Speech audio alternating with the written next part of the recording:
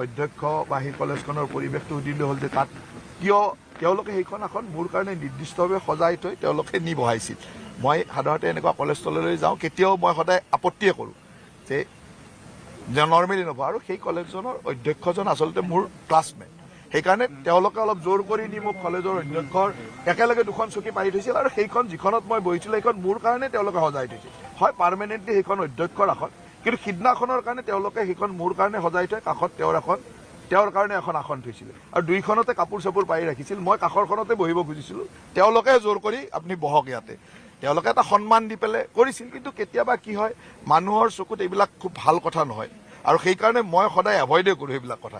কিন্তু সেই কলেজখনৰ অধ্যক্ষজন যিহেতু মোৰ মানে স্কুলীয়া জীৱনৰ বন্ধু, আৰু সেই কলেজখনত মই ৰাতিপুৱা নগৈ গধূলি গ'লোঁ। কাৰ্যসূচী ইতিমধ্যে শেষ হৈ গ'ল।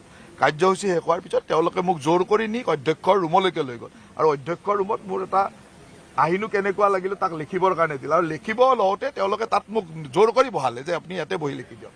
সেইটোতে আজিকালিতো আৰু সচেতন মানুহ লগে লগে ফটো এটা উঠাই দি দিয়ে, আৰু এইকেইটা দিন মোক লৈ অলপ TRP মানুহে পাই আছে, গতিকে ভালকৈ দি দিলে সেইকাৰণে। কিন্তু মোৰ যদি ব্যক্তিগত জীৱনত আগৰ ঘটনাবিলাক চায়, তেতিয়াহ'লে কোনো অধ্যক্ষই যিটো কথা ওলোৱাৰ লগে লগে নলবাৰীৰ অধ্যক্ষ, মেডিকেল কলেজৰ অধ্যক্ষ, ইউনিভাৰ্চিটিৰ ভাইচ চেঞ্চেলৰ চবে মানে একে আশাৰে তাৰ স্পষ্টীকৰণ দিছে। মই দিব লগা হোৱাই নাই, তেওঁলোকে দিছে, কাৰণ তেওঁলোকৰ তাত মই গৈয়ে থাকোঁ, কোনোদিন কেতিয়াও কাৰো চকীত বহিবলৈ নাযাওঁ।